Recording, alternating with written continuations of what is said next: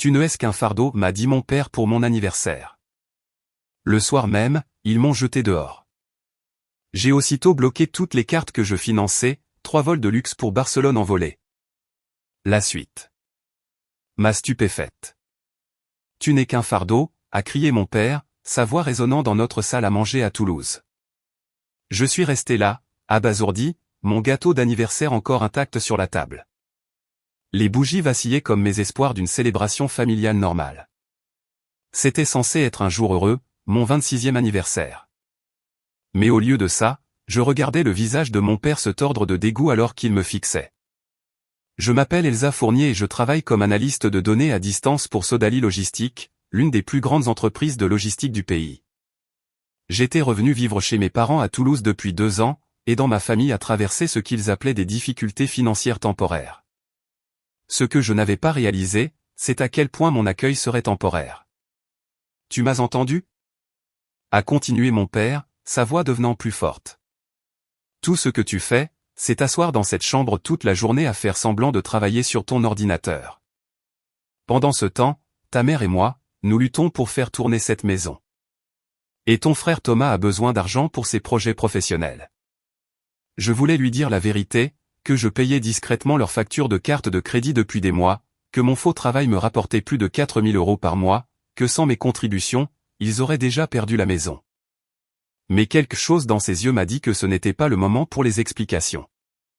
Alain, peut-être devrions-nous en parler plus tard, a dit doucement ma mère, Nathalie, depuis l'embrasure de la porte de la cuisine. Sa voix avait ce ton familier de quelqu'un qui essaie de maintenir la paix tout en étant secrètement d'accord avec l'agresseur. Non, Nathalie, j'en ai marre de marcher sur des œufs autour d'elle. Elle a besoin d'entendre ça. Mon père s'est retourné vers moi, le doigt pointé d'un air accusateur. Tu penses que parce que tu es allé à l'université, tu vaux mieux que nous ? Eh bien, laisse-moi te dire quelque chose.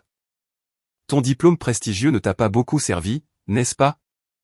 Vivre à la maison à 26 ans comme une sorte de raté. Les mots m'ont blessé parce qu'une partie de moi s'était posé la même question. Mais je suis resté parce qu'ils avaient besoin d'aide, parce que Thomas n'arrêtait pas de demander de l'argent pour ses opportunités d'investissement garanties, parce que maman mentionnait à quel point papa était stressé par les factures. Je pensais être une bonne fille. Je contribue à ce foyer, ai-je dit doucement, essayant de garder ma voix stable. Mon père a ri, mais il n'y avait aucun humour dans son rire. Contribuer ? Tu manges notre nourriture, tu utilises notre électricité, tu prends de la place. À quoi contribues-tu exactement ? L'ironie était suffocante. Dans la sacoche de mon ordinateur, à quelques mètres de là, se trouvaient les relevés bancaires montrant les paiements que j'avais effectués. Les cartes de crédit dans le portefeuille de papa, celles que maman utilisait pour les courses, la carte d'essence de Thomas. J'avais couvert les paiements minimums, et often bien plus. Mais en regardant leur visage maintenant, j'ai réalisé qu'ils n'en avaient aucune idée. Ils pensaient que j'étais juste leur fille au chômage, vivant de leur générosité, et non l'inverse. Quelque chose de sombre a vacillé dans mon esprit alors que je regardais l'expression satisfaite de mon père. S'ils voulaient voir à quoi ressemblait la vie sans mon fardeau, il était peut-être temps de leur montrer. En grandissant, j'avais toujours été la responsable. Pendant que Thomas passait son adolescence à s'attirer des ennuis et à s'en sortir par son charme, je me concentrais sur mes études. J'ai été diplômé avec mention très bien en mathématiques et j'ai décroché mon premier emploi dans une start-up technologique avant d'avoir 22 ans. Lorsque la start-up a été rachetée par Sodali Logistique, ils m'ont offert un poste à distance incroyablement bien payé. La décision de revenir à la maison est venue après une série d'appels tard le soir de la part de maman. Ton père est si stressé par l'argent, disait-elle. L'entreprise de Thomas a besoin d'un capital de démarrage, et avec le crédit immobilier et tout le reste. Sa voix s'éteignait, lourde d'attente tacite. Je me suis dit que c'était temporaire. Je les aiderai à se remettre sur pied, j'économiserai un peu d'argent moi-même, puis je trouverai mon propre logement. Ce que je n'avais pas prévu, c'est la rapidité avec laquelle je deviendrai invisible dans le tableau financier de ma propre famille. Cela a commencé petit. Thomas a mentionné que sa carte de crédit était plafonnée, et si je pouvais aider avec un paiement, juste pour cette fois. La ligne de crédit professionnel de papa a été refusée lors d'un dîner client. Pourrais-je couvrir ? La carte de magasin de maman était en retard de paiement, et elle avait honte de le dire à papa. Chaque fois, il promettait de me rembourser, et chaque fois, je disais oui. En l'espace de 6 mois, je gérais essentiellement tout leur portefeuille de crédit.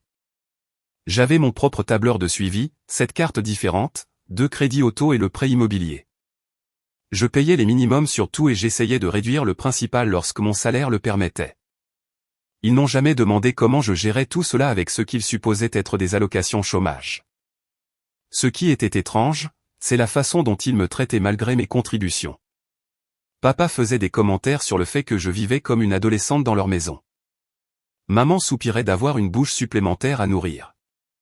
Thomas plaisantait sur sa sœur profiteuse quand ses amis venaient.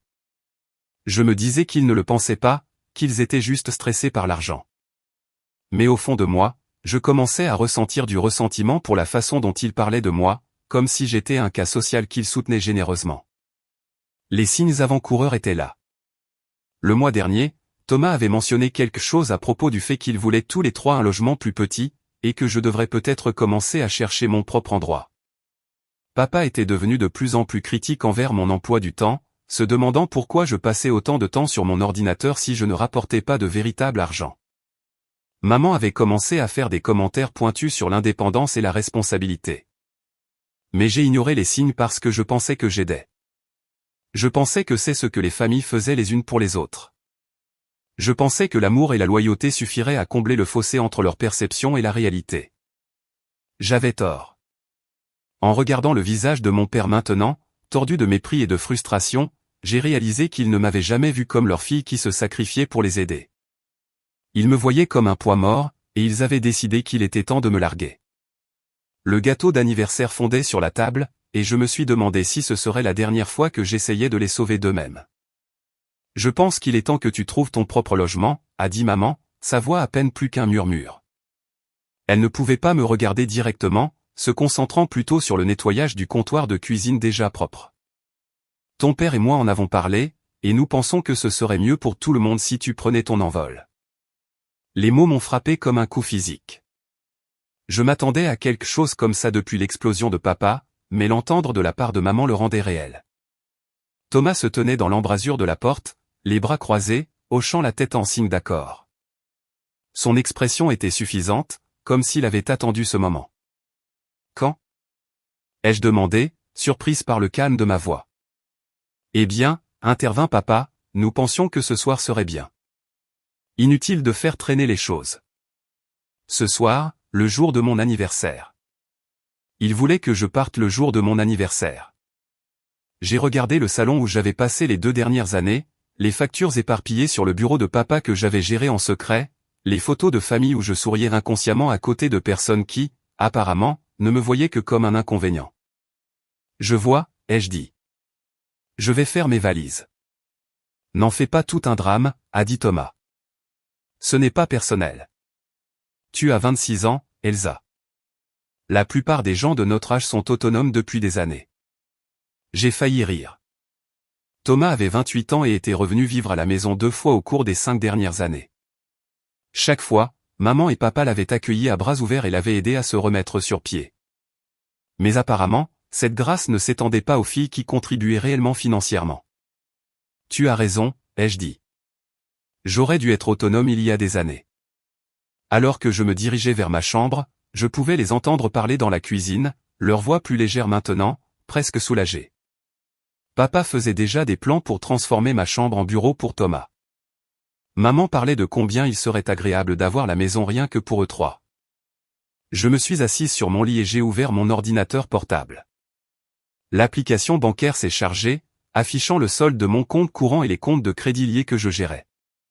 Cette carte de crédit, tout avec mon compte bancaire configuré pour les paiements automatiques. Tout actuellement en règle grâce à ma diligence. Pendant 2 ans, j'avais été le filet de sécurité invisible qui empêchait leur vie financière de s'effondrer.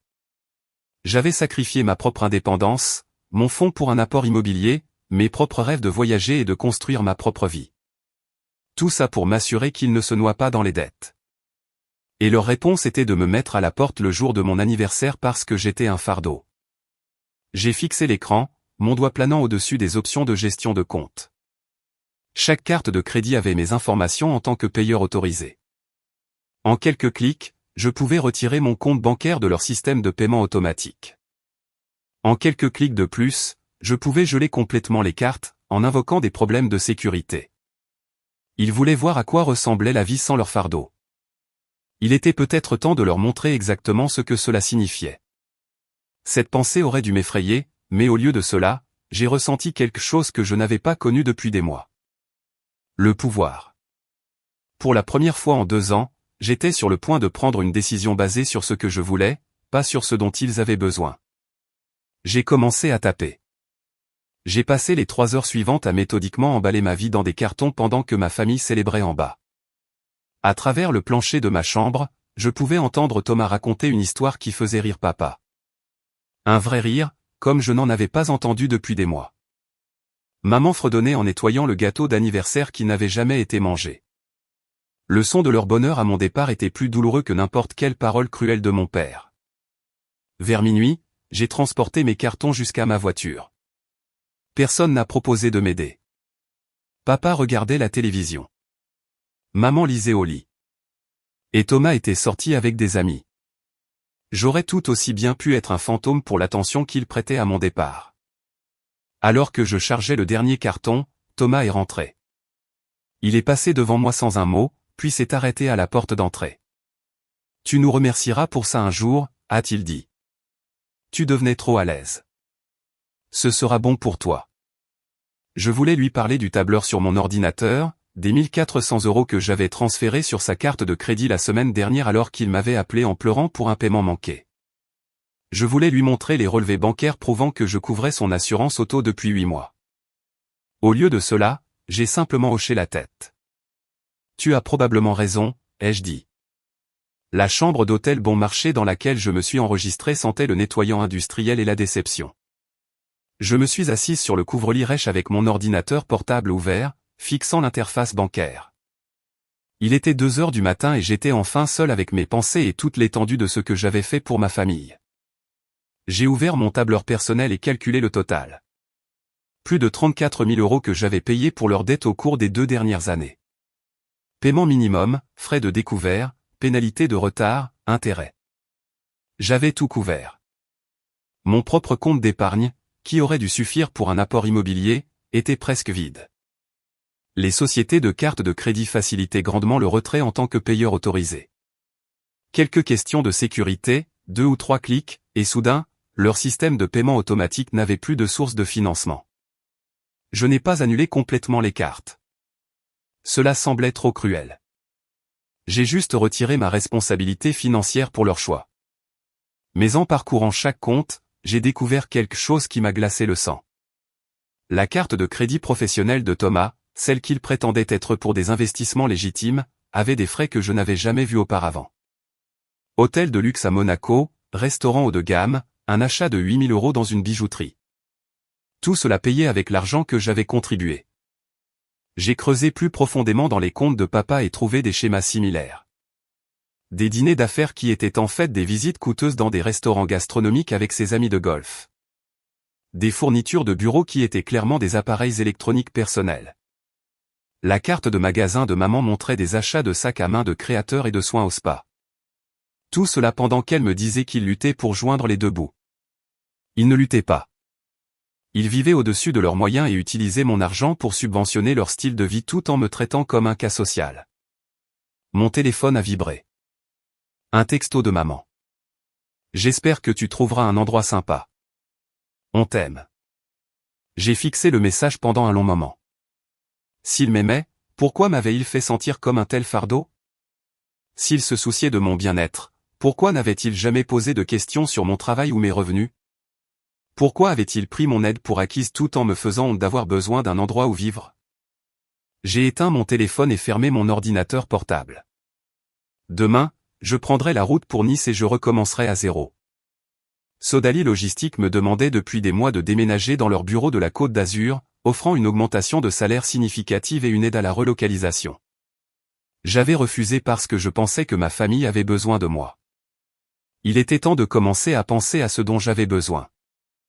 Alors que j'essayais de m'endormir sur le lit inconfortable de l'hôtel, je me suis demandé combien de temps il leur faudrait pour réaliser ce qui s'était passé. Leur carte de crédit commencerait à être refusée d'ici quelques jours. Les paiements automatiques qui les maintenaient à flot seraient rejetés. Leur code de crédit si soigneusement entretenu commencerait à s'effondrer. Une partie de moi se sentait coupable de ce qui allait arriver, mais une plus grande partie de moi ressentait quelque chose que je n'avais pas connu depuis des années. La liberté. Je me suis réveillé avec 17 appels manqués. Il était 7 heures du matin, exactement 12 heures après mon départ, et mon téléphone n'arrêtait pas de vibrer. Papa, maman, Thomas. Ils m'appelaient à tour de rôle, laissant des messages vocaux de plus en plus frénétiques. Je les ai écoutés en rangeant mes dernières affaires de toilette. Elsa, ma chérie, rappelle-moi. Il y a eu une sorte d'erreur avec les cartes de crédit. La voix de maman était tendue d'inquiétude.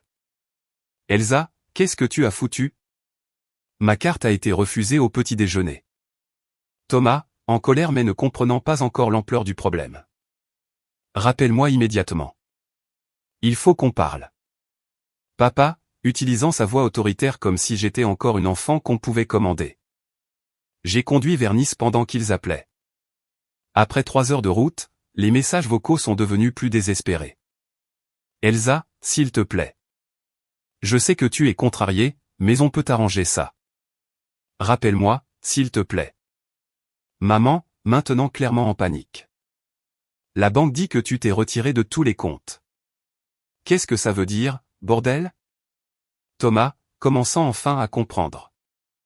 Espèce de petite garce rancunière. Rappelle-moi maintenant. Papa, n'essayant plus de cacher sa rage. Je me suis arrêté à une aire d'autoroute et j'ai finalement répondu quand maman a appelé pour la 4e fois cette heure-là. Elsa, Dieu merci. Où es-tu? Qu'est-ce qui s'est passé avec les cartes de crédit? Je ne suis plus responsable de vos cartes de crédit, ai-je dit calmement. J'ai retiré mon compte bancaire de vos systèmes de paiement automatique. Silence. Puis, qu'est-ce que tu veux dire, ton compte bancaire? Maman, qui pensais-tu qui payait ces factures? Une autre longue pause. Ton père. Je pensais. Nous supposions. Vous avez mal supposé. Mais comment? Où as-tu trouvé autant d'argent? J'ai failli rire. De mon travail. Celui que papa pense être un faux. Celui dont Thomas se moque. Je travaille à distance pour Sodali Logistique depuis 2 ans, je gagne 55 000 € par an. J'ai payé vos factures parce que je pensais que vous aviez besoin d'aide. Je l'entendais parler à quelqu'un en arrière-plan. Probablement papa. Quand elle est revenue en ligne, sa voix était faible. Elsa, nous ne savions pas. Si seulement tu nous avais dit.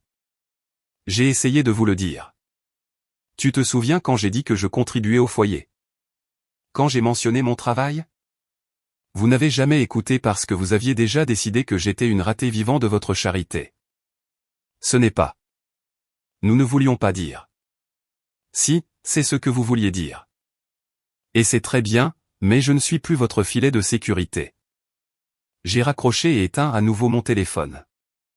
Le trajet jusqu'à Nice m'a donné le temps de réfléchir à l'ampleur de ce que je venais de faire. Sans mes paiements, leur carte de crédit commencerait à être refusée immédiatement. Les frais de retard s'appliqueraient en quelques jours. Leur code de crédit chuterait en quelques semaines.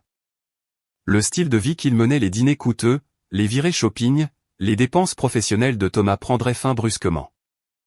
J'ai ressenti une pointe de culpabilité, mais elle a été rapidement submergée par la colère. Ils avaient vécu de mes revenus tout en me traitant comme un fardeau. Ils avaient utilisé mon argent pour financer leur luxe tout en me faisant honte d'avoir besoin d'un endroit où vivre. Ils m'avaient mis à la porte le jour de mon anniversaire après 2 ans de soutien financier qu'ils ne savaient même pas recevoir. Quand je suis arrivé à Nice ce soir-là, j'ai appelé mon contact au bureau de la Côte d'Azur de Sodali Logistique. Elsa, j'espérais avoir de tes nouvelles. Reconsidères-tu notre offre? Oui. Dans combien de temps pourrais-je commencer? Que dirais-tu de lundi? Nous avons gardé un poste pour toi. Quand peux-tu être ici? Je suis déjà là. Le soulagement dans la voix de mon manager était palpable. Parfait. Laisse-moi t'aider à trouver un logement. Nous avons des logements d'entreprise disponibles, et il y a un super complexe d'appartements près du bureau avec une disponibilité immédiate. Pour la première fois depuis des mois, j'ai eu l'impression que quelqu'un voulait de moi. Le dimanche, j'avais un appartement meublé d'une chambre à 3 rue de la Plage. Le lundi, j'étais assise dans mon nouveau bureau à signer des papiers pour un poste payé près de 70 000 € par an. Le mardi, j'avais rallumé mon téléphone pour découvrir 43 appels manqués et 27 messages textes. Les messages dépeignaient une panique croissante à Toulouse. Samedi, rappelle-nous. C'est sérieux. Papa. Dimanche, Elsa, ton père a dû annuler son week-end de golf car sa carte a été refusée. S'il te plaît, appelle. Maman. Lundi, mon paiement de voiture a été rejeté. Je pourrais perdre ma voiture. Appelle-moi. Thomas. Mardi, le paiement du crédit immobilier a échoué. On pourrait perdre la maison. Où es-tu? Papa. Mercredi, je sais que tu es en colère, mais ça va trop loin. Appelle ta mère. Thomas. Assise dans mon nouveau bureau, regardant la baie de Nice, je n'ai absolument rien ressenti. Pas de culpabilité, pas de satisfaction, juste un vide étrange là où vivait autrefois mon anxiété familiale. Ma nouvelle collègue Julie a frappé à ma porte. Comment se passe ton installation?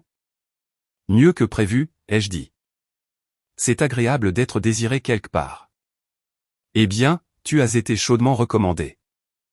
L'équipe de Toulouse a parlé en très bien de ton travail. Ils étaient tristes de te perdre. Leur perte, ai-je dit, et je le pensais. Ce soir-là, j'ai marché jusqu'à la plage et j'ai rappelé ma famille. Papa a répondu à la première sonnerie. Elsa, où diable es-tu? À Nice. Nice? Qu'est-ce que tu fais là-bas? J'ai eu une promotion. J'ai déménagé. Je pouvais l'entendre parler à maman et Thomas en arrière-plan. Quand il est revenu en ligne, son ton avait changé pour la fausse voix amicale qu'il utilisait quand il voulait quelque chose.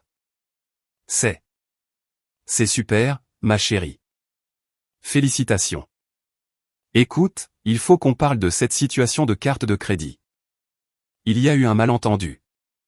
Aucun malentendu. Je me suis retiré de vos systèmes de paiement parce que je ne vis plus avec vous et je ne suis plus responsable de vos factures. Mais Elsa. La voix de maman maintenant, apparemment sur haut-parleur, nous ne savions pas que tu payais ces factures. Si nous avions su. Vous m'auriez fait quoi? Traiter avec respect? Demander des nouvelles de ma vie? Apprécier mes contributions? Silence. Nous étions stressés, a finalement dit Thomas. Nous ne pensions pas ces choses. Si, vous les pensiez. Et c'est normal. Vous vouliez que je sois indépendante et maintenant je le suis. Mais la maison, a dit papa, le désespoir s'insinuant dans sa voix. Le paiement du crédit immobilier a échoué. Nous pourrions tout perdre. Alors je suppose que vous devrez trouver comment payer vos propres factures. Elsa, maman pleurait maintenant. Nous sommes une famille. Les familles s'entraident. Tu as raison, ai-je dit. Les familles s'entraident. Pendant 2 ans, je vous ai aidé. J'ai payé vos factures, couvert vos urgences et subventionné votre style de vie. Et en retour, vous m'avez fait sentir comme une ratée et m'avez mise à la porte au moment où vous avez décidé que j'étais un inconvénient. On se rattrapera, a dit papa rapidement. Reviens à la maison. On en discutera. Je suis à la maison, ai-je dit en regardant l'océan. C'est ma maison maintenant. J'ai raccroché et bloqué leur numéro. Le lendemain matin, je me suis réveillé avec le soleil qui filtrait à travers mes fenêtres et le son des vagues au loin. Pour la première fois en 2 ans, j'ai vérifié mon compte en banque sans anxiété. Mon argent était à nouveau à moi. Ma vie était à nouveau à moi. J'ai fait du café et je me suis assise sur mon petit balcon, regardant les surfeurs prendre les vagues du matin. Mon téléphone a vibré avec un email de mon nouveau manager, louant un projet que j'avais terminé la veille et me demandant si je serais intéressé par la direction d'une initiative plus importante. J'ai souri et j'ai commencé à taper ma réponse. C'était bon d'être apprécié pour ce que je contribuais plutôt que d'être blâmé pour ce dont j'avais besoin. L'océan s'étendait à l'infini devant moi, plein de possibilités que j'avais oublié avoir le droit de désirer. 3 semaines après le début de ma nouvelle vie à Nice, j'ai reçu l'appel que j'attendais. C'était de tante Diane, la sœur de papa, qui vivait à Montpellier. Elsa, ma chérie, j'ai entendu ce qui s'est passé. Tes parents sont dans une sacrée panade. J'ai siroté mon café du matin depuis mon balcon, regardant les joggeurs sur la promenade des Anglais en contrebas. Quel genre de panade? Eh bien, la voix de Diane était prudente, ils ont dû vendre le SUV d'Alain pour payer le crédit immobilier, et Thomas est retourné vivre avec eux parce qu'il ne pouvait plus se permettre son appartement. Nathalie a appelé toute la famille pour demander des prêts. J'ai ressenti une étincelle de quelque chose. Pas tout à fait de la satisfaction, mais un sentiment d'achèvement. Je vois. Elle voulait que je t'appelle. Elle a dit que tu ne répondais pas à leurs appels. C'est exact. Diane est restée silencieuse un moment. Elsa, je sais qu'ils t'ont blessé, mais c'est ta famille. Peut-être qu'il y a un moyen de régler ça. Je m'attendais à cet appel. Dans notre famille, les femmes étaient toujours censées être les pacificatrices, absorber la douleur et arranger les choses. J'avais joué ce rôle pendant 26 ans. Tante Diane, t'ont-ils dit que je payais leurs factures de carte de crédit depuis 2 ans? Quoi? Non, Alain a dit que tu étais au chômage. Je n'étais pas au chômage. Je les soutenais financièrement pendant qu'ils m'appelaient un fardeau et me faisaient honte d'avoir besoin d'un endroit où vivre. Quand j'ai essayé de leur parler de mon travail, ils l'ont rejeté comme n'étant pas un vrai travail. Puis ils m'ont mise à la porte le jour de mon anniversaire. Un autre long silence. Oh, ma chérie, je n'en avais aucune idée. Ils ne voulaient pas que tu le saches parce que ça ne collait pas à leur récit. Ils voulaient être les parents généreux soutenant leur fille en difficulté, pas les parents en difficulté soutenus par leur fille qui réussit. Elsa, je suis tellement désolé. Ce n'est pas de ta faute. Mais je ne vais pas régler ça pour eux. Ils ont fait leur choix. Après avoir raccroché, j'ai réalisé que quelque chose avait changé. La colère qui brûlait dans ma poitrine depuis des semaines s'estompait, remplacée par quelque chose de plus net. L'indifférence.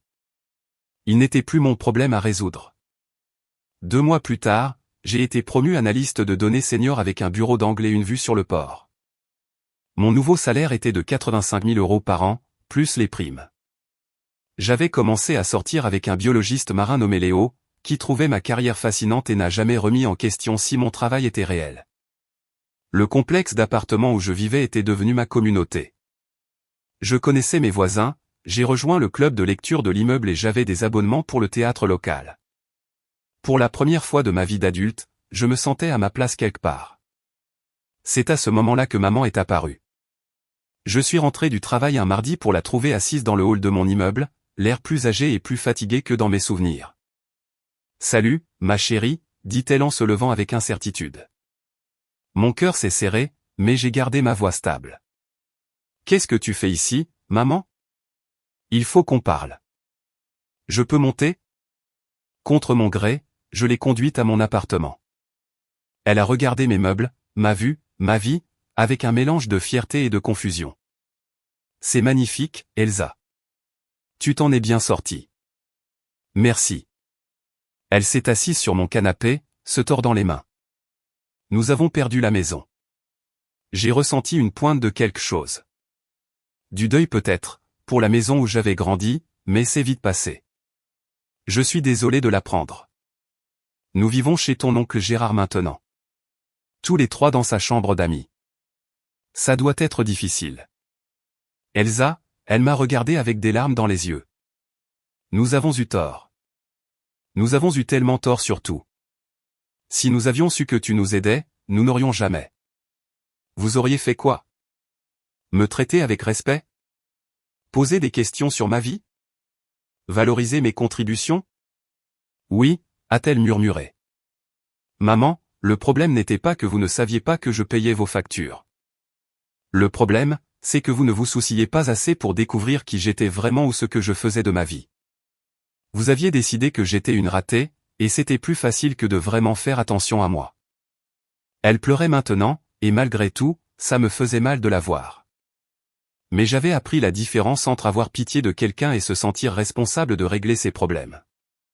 Je suis venu ici pour te demander de revenir à la maison, pour nous aider à nous remettre sur pied.